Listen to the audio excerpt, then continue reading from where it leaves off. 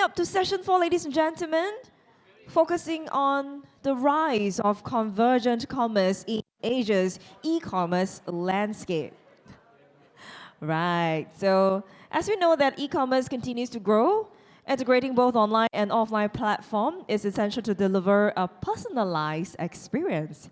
So to delve deep into this topic, I know, right, the conversation is really, we just want to keep going, right? There's so much we can talk about, and it's really, really interesting. AI is a topic nowadays. So yes, let's move on to the next session. Please join me to welcome on stage Mr. Darren Freeman, Country Team Lead, Market Strategy and Understanding at Ipsos, to share his insights with all of us. Mr. Darren, please.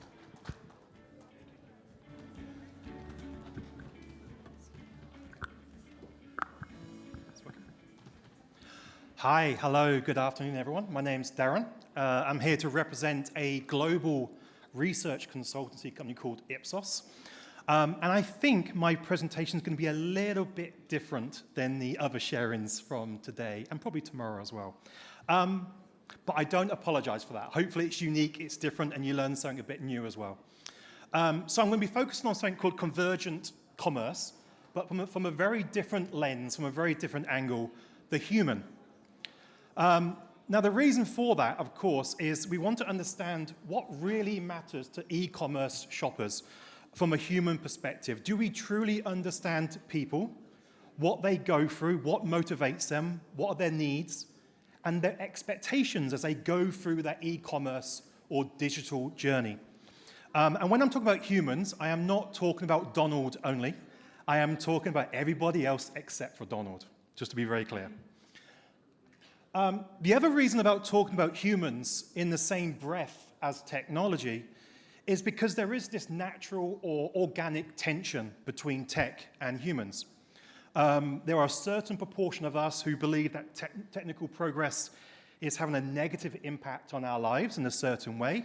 However, there's a bigger proportion of people who believe there's a much more positive impact on our lives as well. We cannot live without tech or the internet.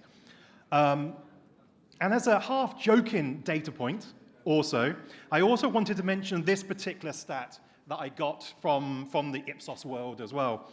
There is a certain proportion of people, believe it or not, around 2 in 10, who say that it's very likely that AI will lead to the extinction of the human race. Don't worry, this is where this conversation ends. I'm not going to go anywhere deeper into that particular topic. The point of this, though, is to make it very clear that there is this tension between technology, AI, whether it's analytical AI, whether it's Gen AI or beyond, and humans, and how we respond to that and how we use that to our best daily lives, whether it's work or personal. There is also other data points and the latest trends from around Ipsos that the more times that people use AI in their daily lives, the more comfortable and the more positive they become towards using that technology.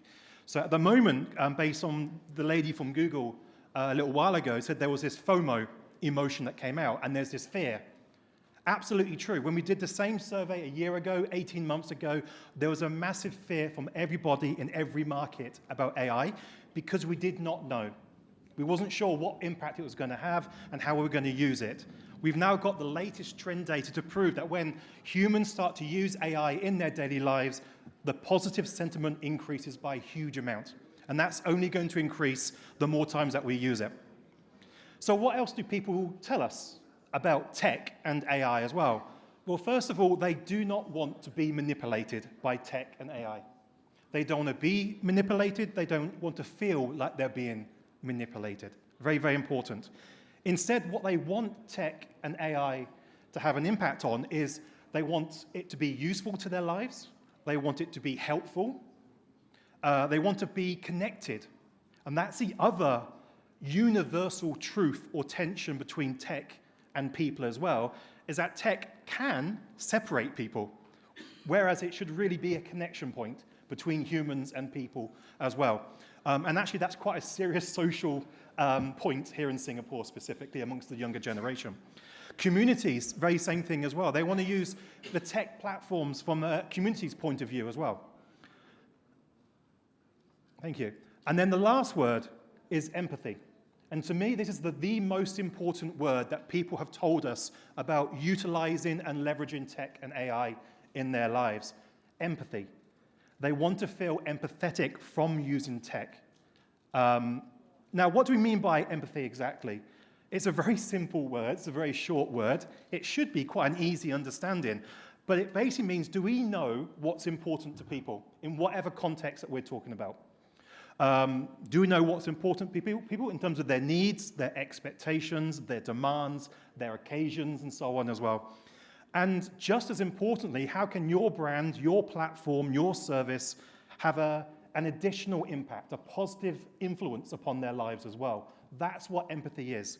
Are you able to put yourselves in the shoes of your customers, your clients, your shoppers? If the answer is no, I suggest changing that very quickly. And there is proof and evidence to prove that brands that lead their strategy with empathetic strategies and thoughts and activities and actions are far braver, more courageous, far more creative.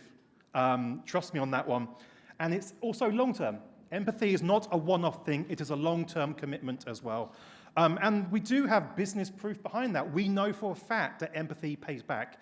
We know that people spend 7 times more on brands that they love. 7 times more. If that's not a key point to love, I'm not sure what is. But we need to build love, we need to build empathy and closeness. And you can only do that by truly understand humans and people.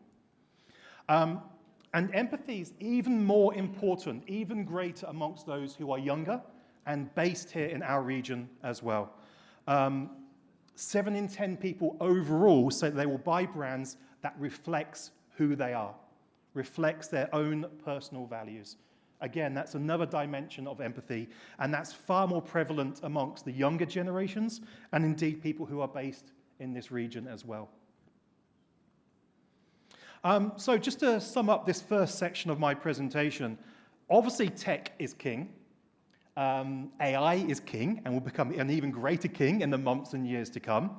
Obviously logistics is king as well. But if we can combine all those things, we can upgrade from being king to King Kong. And really that's what we want to be, of course. Without human understanding, we can only go so far.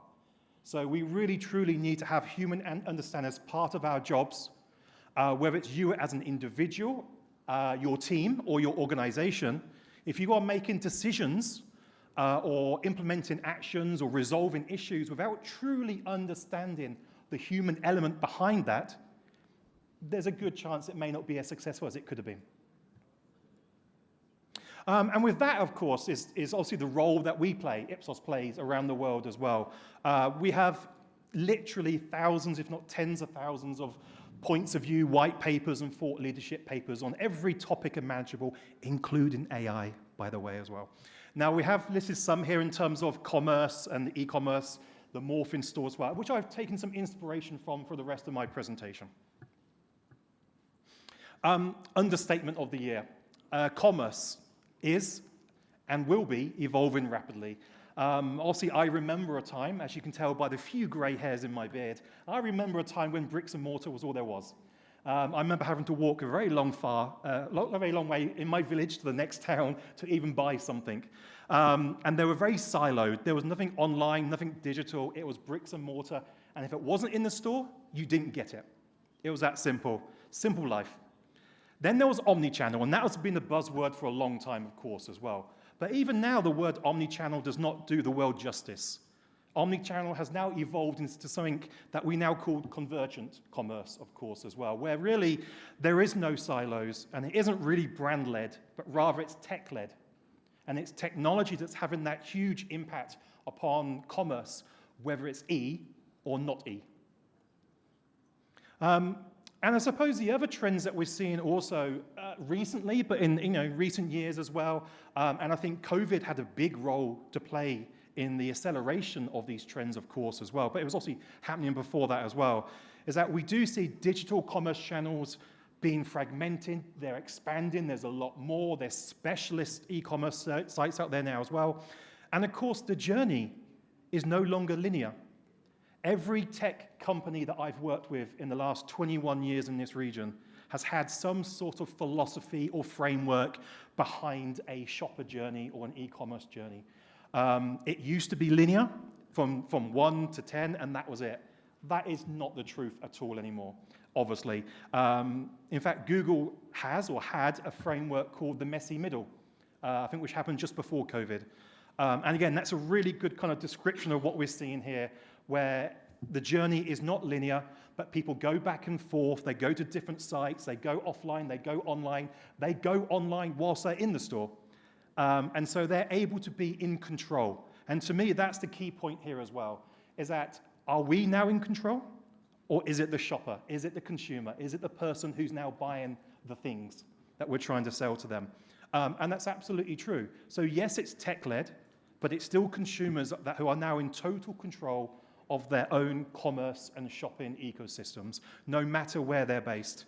And in fact, even the word linear has also changed as well. The linear journeys have also changed in the last few years as well, where even if it is from A to B, it can be just a 1-second click. That's still a linear journey, but that's changed from previous years as well. Even linear journeys that's been expanded from going back and forth is still linear in its own respect as well. And so shopping, as I said from my village back in the UK a few years ago, is no longer a single place. It is not a physical being anymore. It is not a location, but rather it is an extremely fluid set of actions that is controlled by the consumer themselves. Which goes back to my original point of this sharing. If you don't understand who these people are, or why they do these things, or what their expectations are, how on earth are you able to reach out to them, to resonate with them, sell them the things they're looking for in the places where they're looking for them? Now, I mentioned the word physical store or bricks and mortar store a few times, and obviously my focus can be a bit more on the e-commerce side, but I also want to mention just for a couple of minutes about physical store as well, because of COVID, because of the advent of e-commerce and social commerce and voice commerce and all these other types of new trends coming out in e-shopping as well, the physical store and the role of such has had to evolve to live, to survive, to thrive even. And that's exactly what they've done. And it's great to hear that Fair Price is here. And it kind of circles back to what Fair Price is experimenting with here in Singapore as well.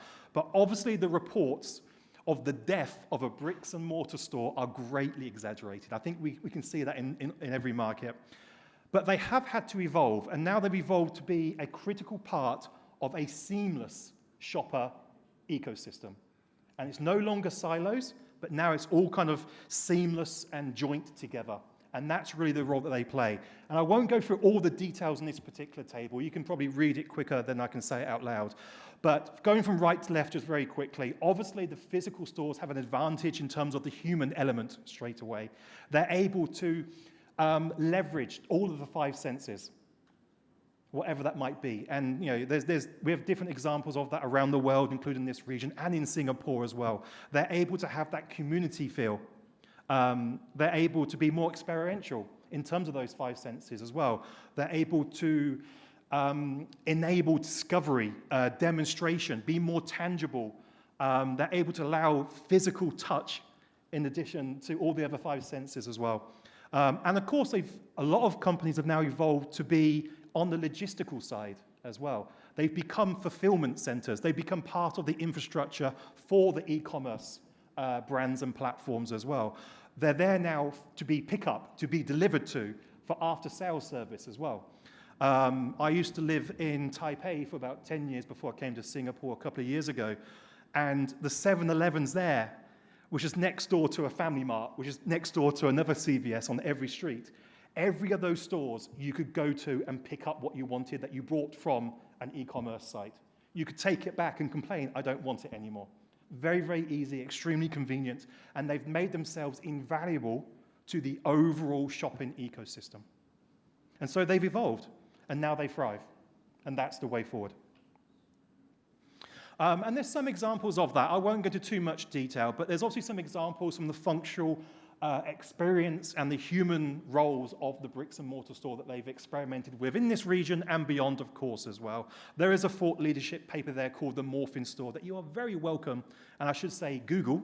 You can Google it online as well if you wanted to read more, of course, as well.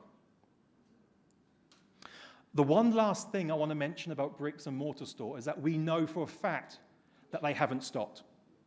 They are investing more and more money in lots of different research to understand humans. They are not stopping. And in one particular example like this, for example, they're now turning to investing in virtual testing experiences. They want to know, well, if we do this, what happens? How do people respond? If we do this and offer this in this certain environment and this certain setting, how do people, humans, respond in that way as well? And so that's something they're spending a lot of money on in different markets. So they're not stopping. They want to evolve even further, even further. Now, that was one myth that I wanted just to get out there straight away. There's another myth, which I think is very interesting. There is a myth that young people nowadays have shorter attention spans than people of a certain age generation. Not true. I'm not saying their attention spans are getting stronger. That's also not true. But their attention spans of those aged, 15 to 25, which I'm not in, to shock you all, but it is staying constant in the last 10, 15 years. Their attention spans are not getting weaker or lesser. But they do have different needs.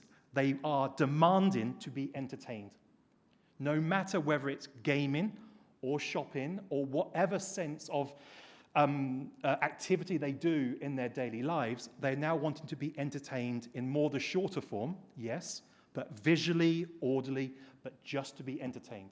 So no, they've still got the attention span, it's just different to ours. And there's examples of that, and obviously there are some very clear, very strong, dynamic examples of that around the region. And I think we're very lucky here in SCA, but also in Greater China, where this has expanded so much and so quickly in the commerce ecosystem. Obviously, social commerce has expanded so much. Live stream KOL commerce is also playing a role in terms of targeting this younger generation in order to bring the fun, but also the community. Do you remember that word that I mentioned earlier with empathy? People are also looking for a kind of a social community element as part of their shopping experience as well. Social and live stream KOL is bringing that in abundance to people as well. Of course, we also have quick commerce, voice commerce, and also augmented and VR is also coming our way, is already here as well. And that's only going to enhance that environment and those expectations even further. I mean, I had another presentation this morning where a colleague from Maine in China came over and we presented to a client about Gen Z in China. And one of the key points that she mentioned is that a lot of brands are now turning away from the A-listers in terms of celebrities and KOLs in China. In fact, are now going to tier 2, tier 3 celebrities or going to normal people, because the younger generation in China are not now being aspired to for the greatest celebrities. They now want authenticity. They want to be able to trust what people are saying and what they've been shown online in terms of their social commerce. So actually that authentic route is really the way forward for a lot of this younger generation as well. I'll go through this very, very quickly because some of it's not hugely relevant to maybe some of you. So I'll just mention some things. But again, this is from another point of view paper about optimizing the e-commerce channel in different ways. And we discovered 5 or 6 pain points that consumers themselves have told us. And I'll go through very, very quickly, but I will stop on the last one. So obviously shoppers have told us they do struggle to find what they're looking for.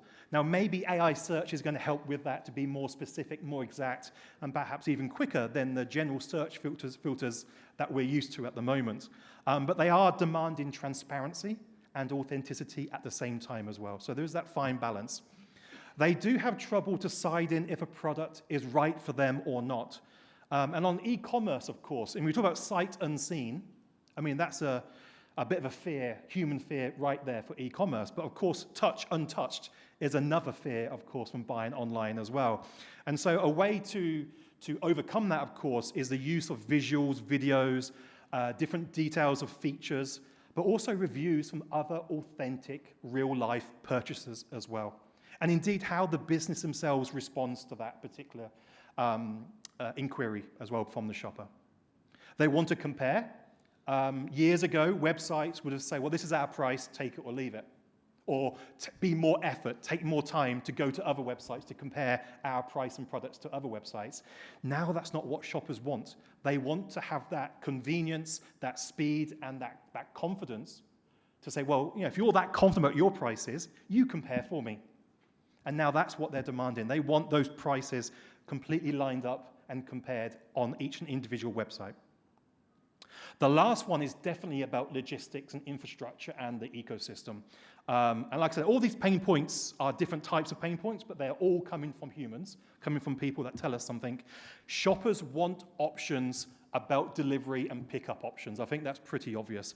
There is also still a hassle factor from people about returning items that they do buy online as well. So again, those words about being transparent up front, being accurate, being simple, being easy to understand, and quite simply to provide options is critical. For me, life without options is not really a life. You want options, you demand options, you expect options, and e-commerce is absolutely no different to that. To those that are working on e-commerce and within the logistical role, I have some scary / brave stats for you as well. So our e-buyers around the world have told us that for delivery, there's absolutely no room for error whatsoever. If you do wrong by me, I will do wrong by you, is basically what e-buyers are telling us. Now, to me, that may scare you. I hope it doesn't. Hopefully, you can take these stats and take it back to your boss and say, look how important we are. Give me a pay rise. I can't guarantee that will happen, but you're very welcome to take a photograph of these stats if you want. But basically, the majority, and I do mean the majority, are telling us that if something happens from a negative or a bad delivery experience from an e-commerce website, that will stop them from buying from you again. Quite simply, 8 in 10. Delivery timings for options, extremely important. They must know how easy it is and how simple it is to reply back to it again and bring it back to return it. And 6 in 10 said they would write a negative review if they experienced a bad delivery service. Not product, just the delivery. And of course, the last thing we want is a negative review about anything. So again, I hope this doesn't scare you, but rather kind of inspire you. But just tells you just how important logistics and delivery and post-delivery truly is. And this is from the consumer perspective, of course, as well. Now, my last slide for today is my final thoughts, of course. I think it's pretty obvious what my final thought overview is. Quite simply, we must keep humans at the center of our ecosystem.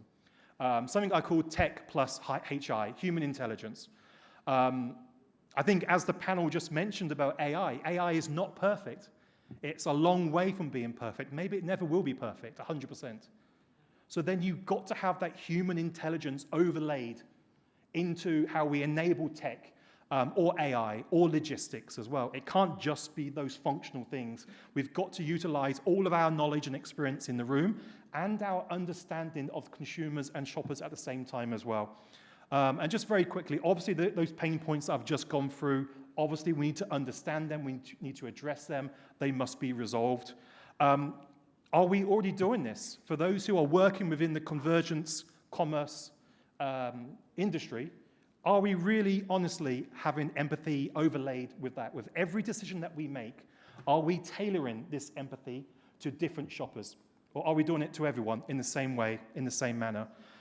There's different shopper personas, there's different generations. There's a new saying now about a segment of one. So hyper-personalization. Are we doing that? And if so, are we tailoring this in terms of the empathy and the human understanding as well?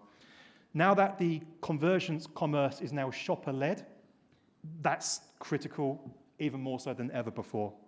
Are we humanizing commerce in different ways as well? And again, are we making it tangible, tactile, immersive? How can we do that in the future from a digital standpoint? And also an interesting question, are we also co-creating those experiences with actual shoppers? Or are you just internally brainstorming and launching it? Co-creation is a hugely impactful way to do the right things to the right people. Delivery and after sales, I've mentioned that already. Obviously, whatever you promise must be delivered. Oh, sorry. And then the last point, again, maybe to scare you a little bit further, nearly every single C-suite exec interviewed by Accenture have told us that customers are changing faster than businesses, i.e. it never stops. Now, this may scare you, or it may, again, inspire you to do even greater things than ever before. But it never stops, and it never will. There's always going to be evolvements, and if I come here in a year's time again, I guarantee my human insights may be a little bit different. But my last question to everyone in the room, where this is relevant, have you married this tension between tech, AI, logistics, plus your own human intelligence and your understanding about humans? Have you married this perfectly as an individual, as your own team, and also your organization as well? If you have, wonderful, congratulations. If not, maybe it's the time to do so now. Thank you very much. Appreciate it. Thank you, Darren, for that presentation. Indeed, the 4th D, delivery, is very important, isn't it? I enjoy your presentation because it seems like every of the slides describes my shopping experience. I'm not sure about you. Maybe it's something that you can relate to as well. And yes, we are coming to the panel discussions. Wow. It's probably the most number of panelists we have for this session 4. Scaling logistics for Asia's e-commerce boom. All right, as now we are shopping online, I think talking about e-commerce is topic that we are really interested in. Okay, and this is speaking about you. I think the best thing that I like about shopping online is that I do not need to carry all the heavy stuff back home. Now they just send it back. Just whenever you shop, they just send it to your doorstep. But yes, the delivery will affect the whole shopping experience. Indeed, very relatable. Ladies and gentlemen, coming up next, from convergent commerce to seamless logistics, let's explore the importance of digitally integrated experience. For our next panel discussion, may I have the honor to welcome back on stage Dr. Yap Kwong Wing. Once again, thank you to have you. We'd also like to invite the following panelists.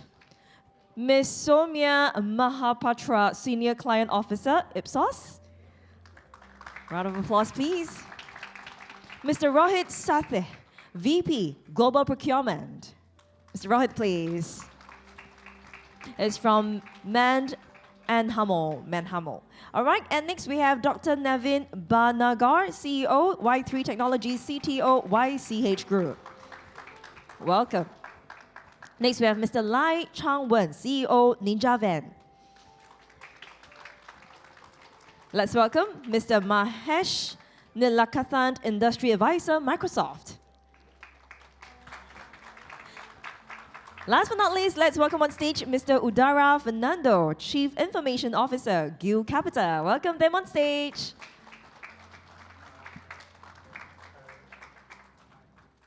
It's going to be insightful. Without further ado, let's enjoy the next session.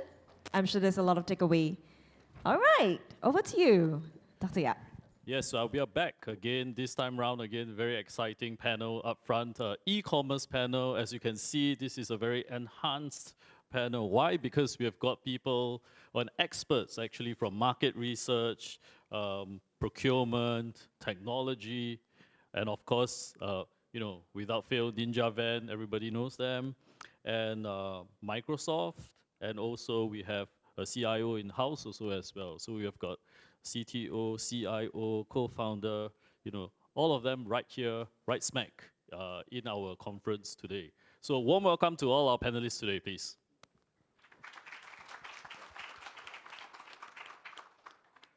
So very quickly, I'm just going to go through, some of who we have today. We have Ms. Soumya Mahapatra. Yep. Senior Client Officer, Ipsos in Singapore. Lots of experience, over 15 years in market research, multiple markets in Asia, worked across supporting clients with FMCG, customer experience, loyalty. She knows exactly what the customers want, and she knows what the market requires. So welcome. Thank you. Yeah. We have also in-house Mr. Rohit Sathe. He's Vice President, Global Procurement. man and human life sciences and environment. Over 20 years of leadership, holding leadership positions in supply chain and procurement.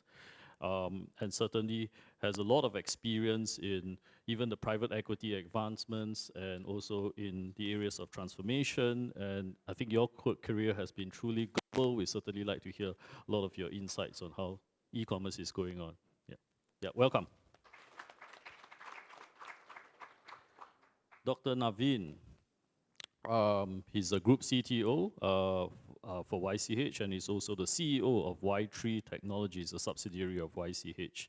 Naveen is a seasoned technology and transformation leader with over 25 years experience, oversees our technology capabilities in YCH, and has also held leadership roles in both DSV and DHL before. So welcome, Naveen.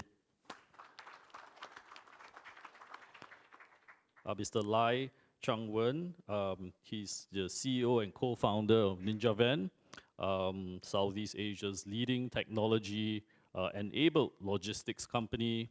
They started in 2014 with him and two other co-founders, and today I think they are almost a household brand, both in Singapore and also in the Asian market. So really look forward to your insights. Thank you. Mr. Mahesh Likakantan, yes. He's an industry advisor of Microsoft, especially in the retail and consumer advisory team. You're looking at partnerships. You're also looking with strategic initiatives with some of the global brands within the market. And clearly, lots of experience over 3 decades across the region. So welcome. Finally, Mr. Udara Kalam Damawanse Fernando. Yeah. You're a seasoned technology leader with over 15 years driving IT experience. You're the Chief Information Officer for Guild Capital, and you specialized, not just in e-commerce, but also in other areas, even in warehouse automation, digitalization, and even cloud computing. So welcome to YCH. So, ladies and gentlemen, as you can see, we have a very qualified panel, if I may, in e-commerce. And today, as you know, in e-commerce, the e-commerce space dominated by US and China. Things have evolved over time, accelerated in COVID, slowed down a little bit, but now it has come back with a very, very big boom. I think some statistics just to highlight that the e-commerce market growth has already exceeded 6.8 trillion to 7.4 trillion globally, and it accounts for 21 to 24% of global sales in retail. Some of the drivers of e-commerce include increased internet access, increased in mobile e-commerce, and also increase in digital payment systems and many other options, reaching multiple consumers, thousands of consumers around the world. And this substantially affects supply chains, and it also affects last mile delivery. So today we have our panelists in store. Maybe I'll start off with Soma first. I'd like to ask the question, with Asia's e-commerce market expanding very quickly, and consumers' expectations also changing even more quickly, as some of our panelists have mentioned earlier on just now. What do you think are some of these consumer behaviors? How do they shape logistics models that e-commerce players today should adopt? Right, thanks a lot, Dr. Yap. You gave the numbers for global e-commerce sales. I was reading a DBS report, so let me break that down for Southeast Asia. In 2012, Southeast Asia e-commerce sales were at 4 billion, and in 2024, they rose up to 184 billion. That was a 46x growth, and in the next 5 years, we're poised to get to 410 billion. Now, with this boom, we need to understand and analyze all aspects to see how we can have seamless experiences delivered to our consumers. Now, consumer expectations are definitely changing, and that is actually impacting consumer behaviors as well. So there are 3 areas, actually 4 areas that I wanted to talk about, which is speed, convenience, transparency, and I'll keep the 4th one suspense for now. With speed, what we see is that purchase intervals are reducing across categories, especially for groceries. With that, what's happening is that consumers are also asking for rapid deliveries. We know that Amazons of the world are offering 2-hour deliveries. We have for grocery, Blinkit in India, which is offering 15-minute deliveries. With this, consumers need to be given access to, with partnership from logistic players, micro-fulfillment centers. My esteemed panelist over here from Ninja Van is sitting right here, who has led the charge with scaling the entire last-mile delivery networks. The second one, which is convenience. With Asia, particularly Southeast Asia, we are a mobile-first market. And a Google report says that 57% of consumers have actually used e-commerce platforms for purchase. Now, consumers want to do everything within the platform, right from research to be able to understand inventory checks, do inventory checks, make the purchase, of course, but also track delivery. So this makes it very, very important for logistic players. They have already done this, but it makes it crucial for them to be able to seamlessly integrate together with e-commerce platforms like Lazada, TikTok Shop, Shoppees, etc. The third one is transparency.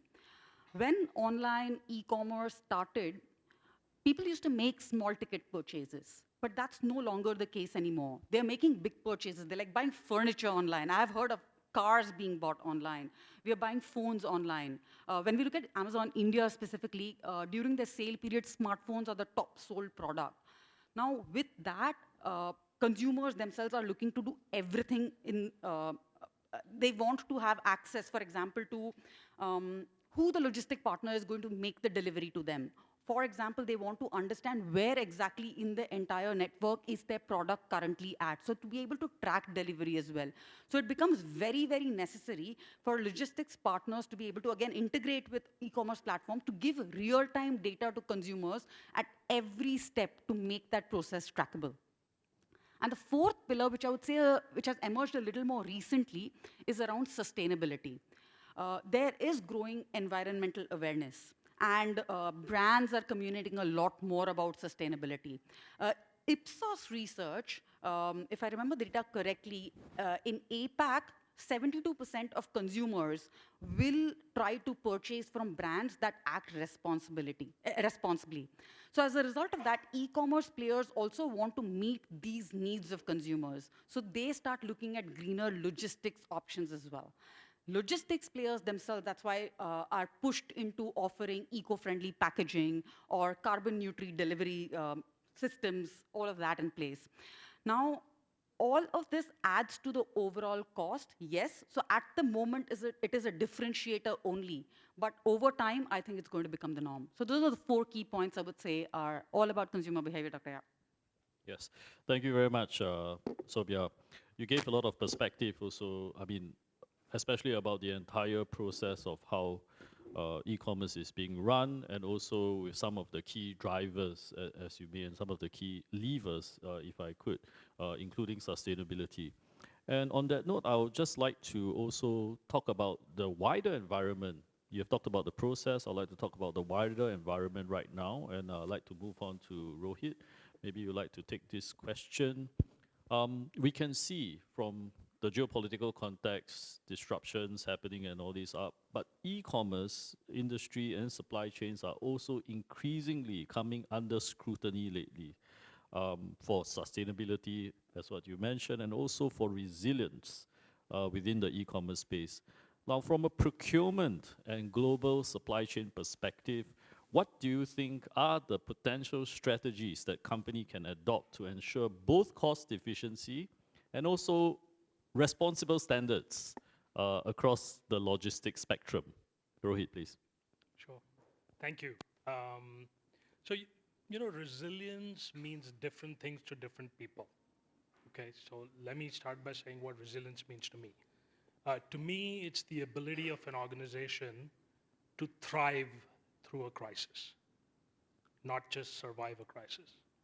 And resilience is delivered through essentially a balancing act between affordability, or the cost of the product, availability, so delivering on time in full, or better still, before the consumer has even demanded for the product. And last but not the least, sustainability. Now, for each organization, that balance will vary depending upon its priorities, okay?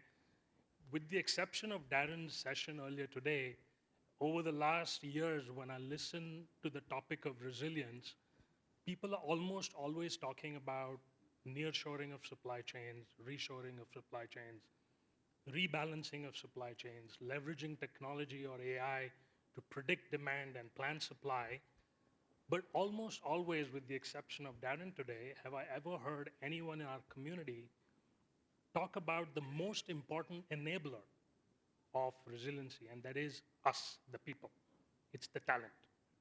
And the ability of our talent to connect the dots, generate the foresight, and act very fast and decisively once they've connected the dots. And why do I say that?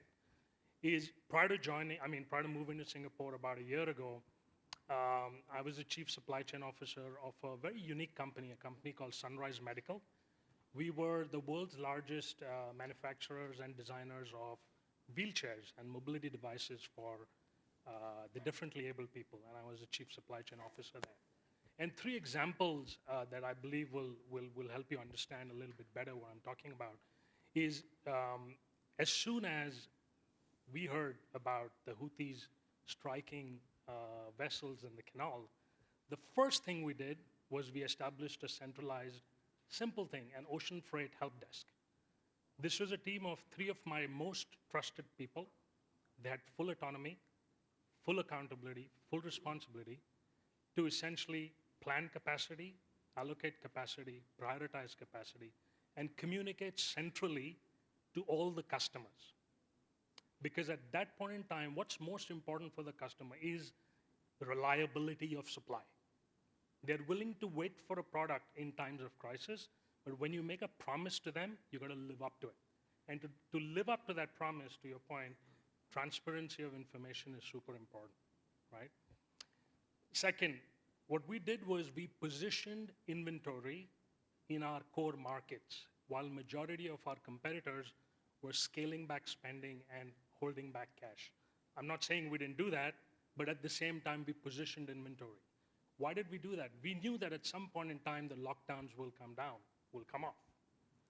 And when that happened and the therapists started to prescribe wheelchairs, we were the first players in the market to supply product to the needy and acquire market share. We have to remember one thing, that a customer always remembers and consistently rewards the people who helped them when they were in trouble. Okay? Third thing, we transitioned away from buying freight on the spot market to booking contracts over a long period of time. So what we did was in January of 2020, we signed up a 3-year contract with a freight forwarder with a fixed price and a fixed volume for a certain portion of the volume. So what that allowed us to do is two things. One, have access to the most important commodity at that point in time, other than masks, was space on vessels. So we had that access because we had committed volume. So we were able to supply when our competitors were still scrambling for capacity. Now, fast forward to now, when I'm working at Man & Homo, while I brought the learnings with me, what I'm really happy about is Man & Homo, which is essentially a world-leading filtration company, a liquid and air filtration company. They've been very open to investing in the whole capability of connecting the dots. So what have we done? 3 weeks ago, we've launched a global program wherein we've identified 6 core trends, and I'll quickly list them: geopolitics, artificial intelligence, robotics and automation, multipolarity, an evolving role of the United States in the world. And we have allocated teams to each of these trends. Now, what the teams need to do is they need to understand the trend, assess the impact of that trend on the markets we operate in, on our industry and our company, and then come up with minimum 3 concrete proposals that we can execute as a company, either to mitigate our risks or leverage the opportunity, right? And we are going to now scale this across the procurement organization. So just to summarize, we need to talk as much as we talk about tech and nearshoring and reshoring of supply chains, We need to talk as much about developing our people, investing in our people, and most importantly, developing the ability to connect the dots and act fast. I hope that. Yep, definitely, Rohit. I think you covered a spectrum of what will happen, what have already happened, and I think the whole idea of really connecting the dots is quite key, and getting the work done and getting and delivering what you say is extremely important. And as all of us know, technology is key and central, and we have spoke a lot about AI earlier on with our fellow panelists. But at the same time, today I wanted to also ask our group CTO on how technologies can be used to facilitate the new evolution of e-commerce. And we have heard from the governments also as well. We have heard about what data analytics should be and should not be, what AI, and some of the ethical areas around that. So Naveen, my question to you is, how do you think some of these technologies, including some of the technologies that the group has developed over the years, how can it better handle e-commerce operations for our customers? Yeah, thanks, Kongwing. I know since this morning we have heard a lot about AI. We talk about AI. I think yes, it can bring a lot of optimization. It can do a lot in terms of speed, a lot in terms of cost. But one thing I think which is very key for us is also bring agility, the agility to act. You know, if you see a scenario, means if there's a container coming from one part of country to other part of country, you can track the container. You can basically you can act in what can go wrong in terms of ETAs, and then from there you can track the trucks all the way into a warehouse. If you can track end to end and you can act real time, what can go wrong, you can manage exceptions. So all this data, the real time, the action you can do, it not only help you to manage your supply chain in a much better way, but it also improves the user experience, right? So if you ask me, in terms of technology, it's not only helping us to improve user experience, it's also helping us to build the trust. And this trust is one of the key factors which I think a lot of e-commerce companies can sell, not only with the user experience. Just to share one particular example, I mean, what are we doing in the YCH group? We launched our e-commerce enabler platform called OMS4. Means we put it as a sell more, sell easier, but I call it any-to-any. The reason I call it any-to-any, it can sell from any buyer in any country to any seller in any country. Based on, because it's not only helping you to connect to all the e-marketplaces across countries, but it also tap onto our warehouses, our transportations in all the countries. So it's a one-stop shop where it gives the user experience by not only using technology, but also basically making sure our people, our operators, they all can work as a one. In infrastructure, I think one of the key things which you have seen that is over the last many years, all the governments are putting a lot of money, a lot of effort on that. The e-customs has come in. We are able to lot more things now doing online. We are able to scale cross borders. And with all the infrastructure coming in, with all technology coming in, is helping all of us to move faster, more efficient, as well as to bring down the cost. Thank you very much, Naveen. Lots of new technologies have already in the market right now, track and trace, analysis, monitoring, and so on. But really like to hear, also moving on to now to Changwen, that some of these technologies, as you know, are already embedded in your systems, and you have already put them out to market. With all of this that are changing so fast within the e-commerce market, as some of our panelists have said earlier on, what is your view on how would you improve some of this digital implementation, I think both in Singapore and also perhaps also in Vietnam, if you have some insights in that space? I think one of the most interesting insights outside of Singapore, which I guess we are not the most familiar with, is in Vietnam, almost 99% of e-commerce is cash on delivery. So that in and by itself is a huge challenge because consumers are used to buying two of the same items from two different places, and they pay for the first one which comes, and they reject the second one. So to a certain extent, speed is important, but so is convincing the customer, finding his address, making sure you convince him. And for some of the sellers we deal with in Vietnam, we have to let the recipient talk to the seller at the doorstep to bargain, and let him take one of two items in the parcel to close the deal. So we are almost functioning like door salesmen to some extent. So as you can imagine, a lot of these nuances, especially in more complicated markets like Vietnam, gets quite interesting, and that's where a lot of technology is utilized. But I would say one of the bigger challenges today is a lot of all these, I would call more Wild West kind of activities are actually coming down. It's becoming more standardized. The biggest risk today is a lot of the Chinese marketplaces coming in really hard on on e-commerce and squeezing out all other forms of e-commerce. So if you look across Southeast Asia, there are not many brands who have a successful e-commerce strategy whereby they make good money from e-commerce. A lot of times their e-commerce channel could even be loss-making, or is the most expensive channel out there. And the reason for this is quite easy, which is e-commerce marketplaces have pushed pricing down so much. They push logistics pricing down, they push payment pricing down, and they also buy up so much ad space that ad space gets increasingly expensive.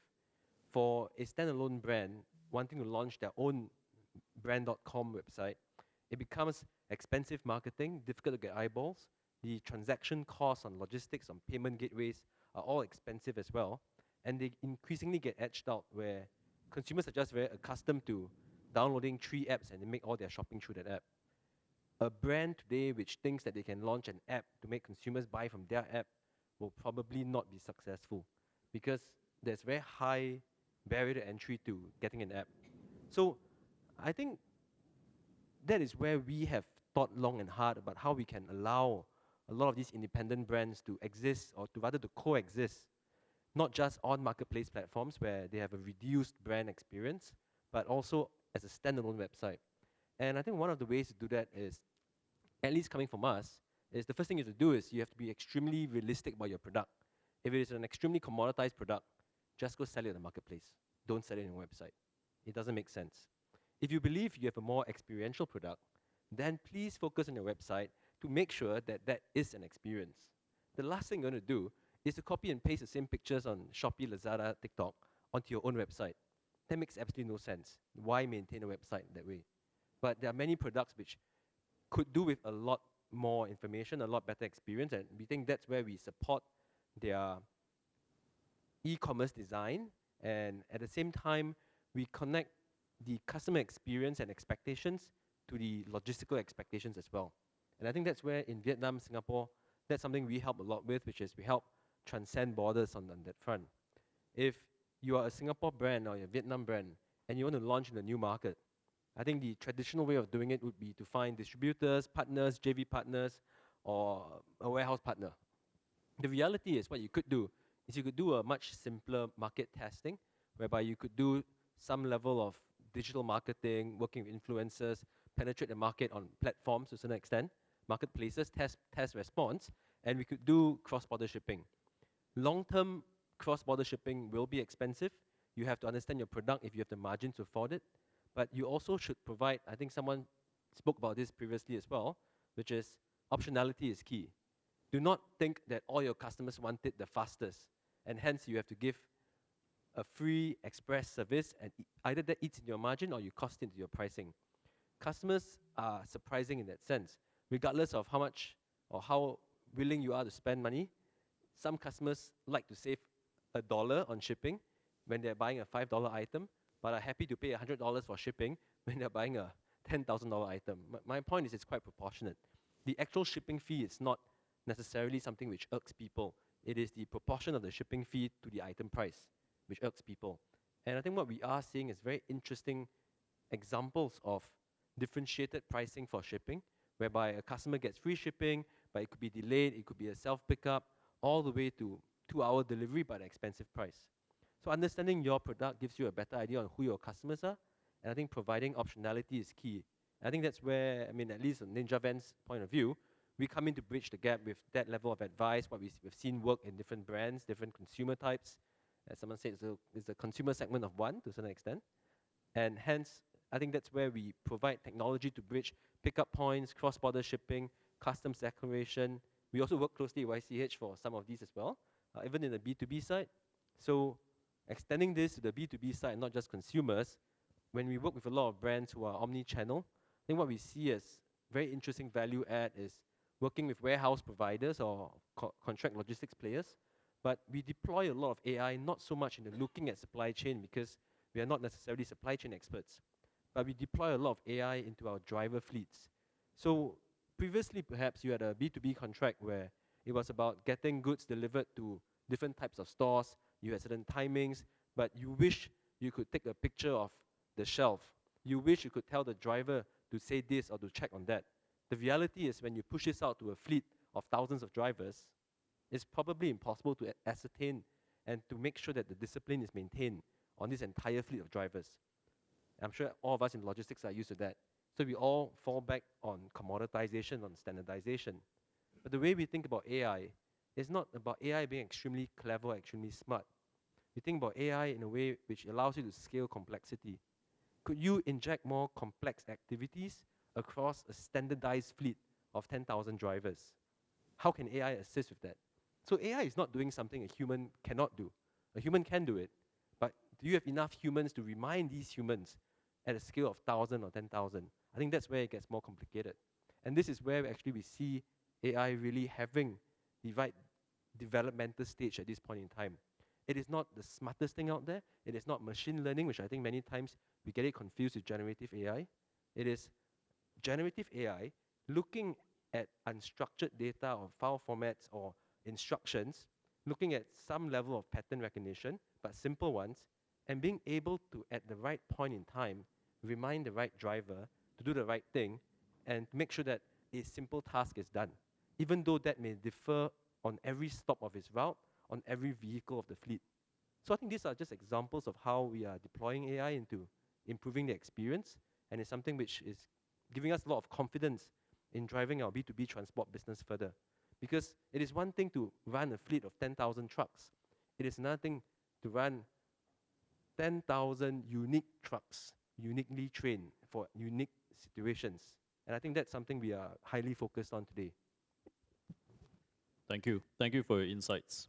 And just like to write on some of his knowledge within this space. In the Superport area, we are also expanding our space into the e-commerce platforms, reaching out specifically to Vietnam SMEs. And we have partnered Vietnam Post specifically for this.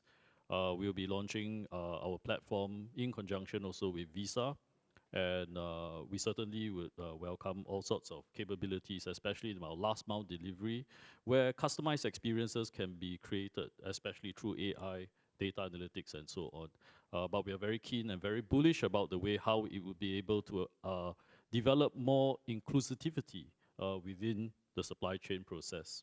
Now, talking about that, I'd like to move on to Mahesh, as we talk about ecosystems, we talked about integration, we talked about process, customer experience. Just like to find your views on what do you think about e-commerce players that have achieved agility, did very well, went through ups and downs, and what do you think, how would some of these players become more customer-centric per se?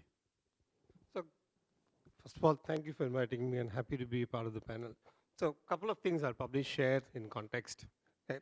I hear AI being discussed quite often in this conference. So just 2023 is probably when ChatGPT dropped their product around January. Okay? So I'd probably like to look back at the entire AI phenomenon in probably 3 eras. So 2023 is probably the year of wow. Okay? When people actually experienced the entire product and they got a taste of what ChatGPT and the entire conversational interface was. As we move from wow, and the wow was largely about, oh my God, I can't believe this, I'm getting information, this generative engine, I'm getting content. So people are getting used to the entire technology. 2024, as enterprises saw the entire year of wow, they kind of came to era of how. Okay? How am I going to use this technology? How do I apply this to my workforce? How do I apply this to my function? So that's kind of where the entire small and big companies went around the AI adoption. So we are in now 2025, probably about middle of 2025. This is now the year of now. Okay, companies are now saying, I need to apply this. I need to apply either generative AI or agentic AI or a combination of all. There seems to be a sense of urgency around this. So if I look at probably your question, how can e-commerce players kind of benefit? Couple of things to look at, immediate opportunities. There's a huge opportunity, and I think one of the panelists, it was Darren, spoke about convergent commerce. And so there is an entire phenomenon around conversational commerce, okay? So let's take a look. A lot of you people would be shopping on e-commerce brands. So a lot of you exhibit what I call as scroll-based commerce, okay? So you come onto the platform, and you kind of scroll products. You like something, you add to cart, okay? With conversational commerce or a conversational agent, you can now do goal-based commerce, which is you declare what your shopping intent is, and then the entire catalog rearranges itself on the back of your shopping intent, okay? So I'll give you an example, okay? I'm going with a bunch of friends to Goa. I land up on a fashion e-commerce site like Myntra or Flipkart, and I say, hey, I'm going to Goa. So the entire catalog then kind of reorients itself around the kind of outfits that I should be buying. I'm going to Goa. And here's the interesting part. When you think about going to Goa, the natural assumption is I would be probably looking for shorts and t-shirts. But what happens when you ask an agent, it starts showing you shoes, sunglasses, accessories, suntan lotion, think loafers, things that you probably would need on a beach.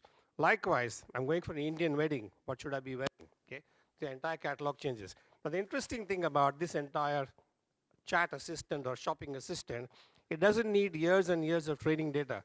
Generative AI will pick up your intent, and based on that intent, it will serve up the products based out of the catalog, and that could really help. So we did this for one of our customers, and they were only looking for one KPI. They basically compared those who use the agent or the assistant versus those who don't. Do they get an increase in weight of purchase or weight of basket? Okay? If the answer is yes, they will deploy this more aggressively, because essentially that's what e-commerce players are looking for. Now, you could probably move that to gifting as well. Bath & Body Works is again one of our clients. And one of the big occasions where Bath & Body Works makes a lot of revenue is around gifting, okay? Now, all of you know that when you're shopping for somebody and you walk into a store, it's easy to open the bottles and sniff the fragrances, okay? That's a quant behavior, and that's why they leave all these try-on samples, etc. Now, imagine you're doing this on e-commerce. You can't sniff the fragrance. So we actually launched a fragrance assistant for Bath & Body Works, where you can actually describe what you're looking for. You can describe the kind of fragrance, and it starts giving you product and recommendations and brand recommendations based on what you're looking for, again, to help e-commerce players. So there are multiple ways. We spoke about, I think the CEO of Ninja Van spoke about returns and things about people choosing one product, returning the other. Conversational AI can also play a huge role in assisting on customer experience and feedback and processing claims. And again, you could probably set up a series of agentic interventions. You want to return the product, it goes through a process. So there are many, many ways that AI can really help. I think the bottom line is there is another opportunity that's now emerged. I think the gentleman again spoke about this, generative engine optimization. So you probably mentioned interesting about e-commerce companies are struggling about making money, okay? But there are two things that e-commerce players have that conventional retailers don't have. You have the entire full benefit of the behavior of the data, and you have the ability to monetize their data, okay? So you probably know this, Amazon makes equal amount of money on the ads business as it does on the sales business, okay?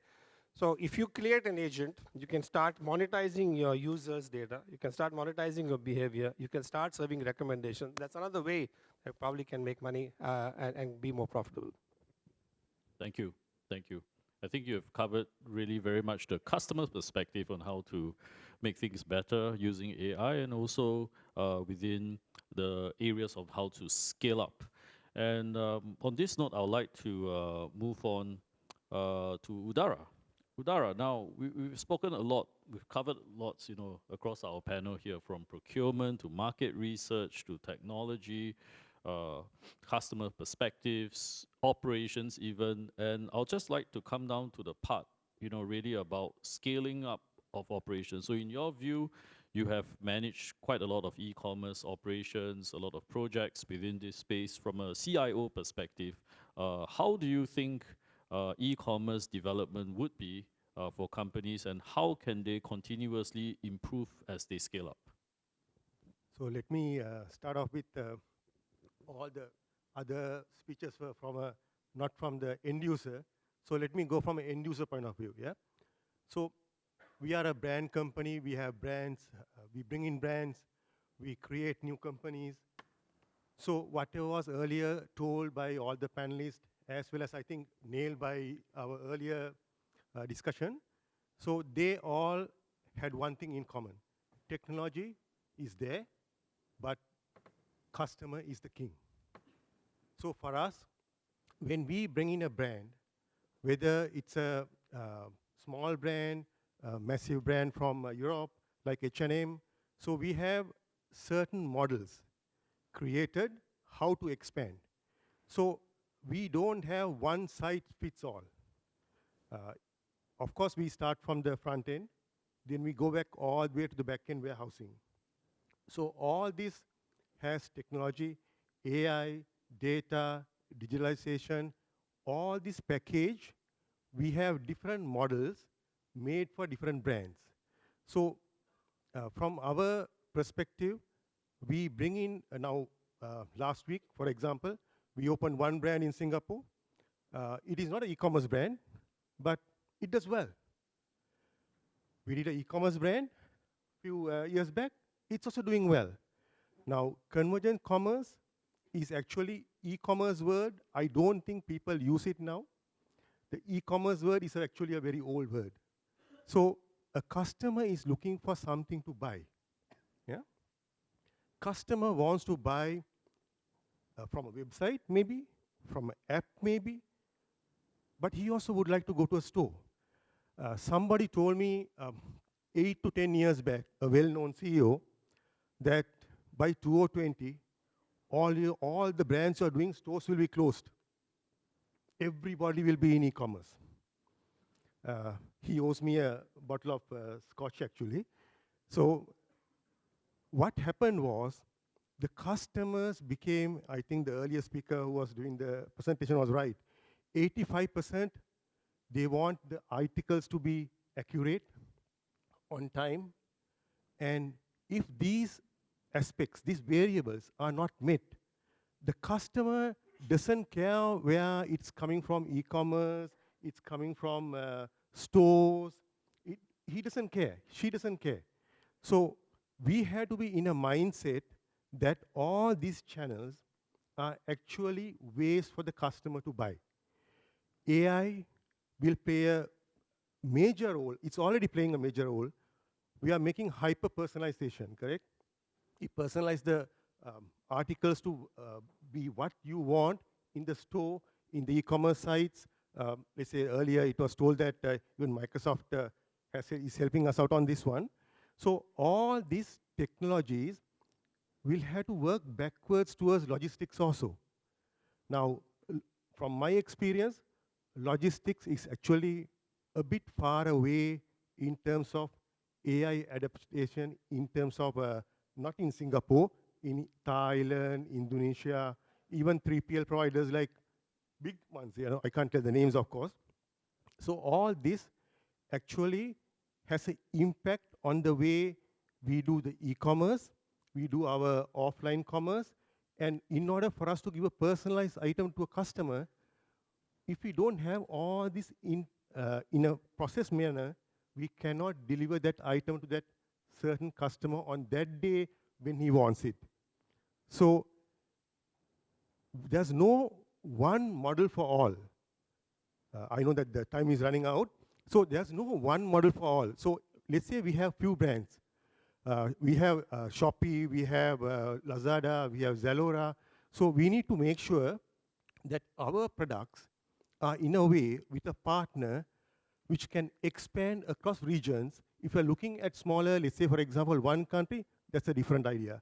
But if you're going to be regional, you have to have a model which works with multiple entities, Ninja Van. So for example, last mile, you can't be with one last mile member. Let's take Indonesia. You have from end to end, from near Singapore all the way up to Australia. So how are you going to work with partners? So it has to have a model which works with multiple brands, with multiple entities. Thank you.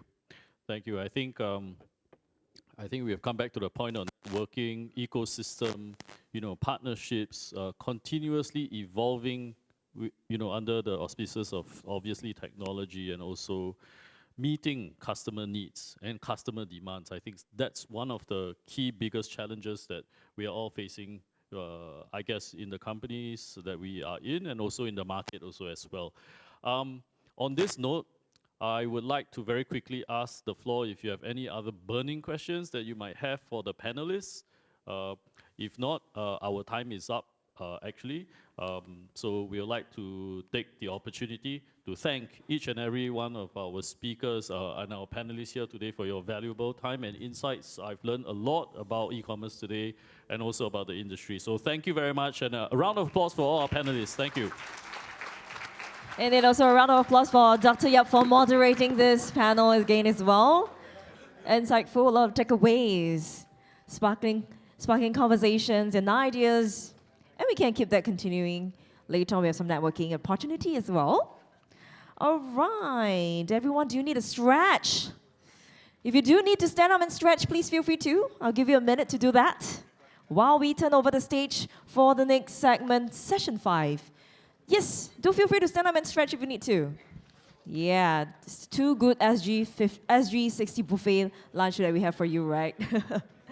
All right.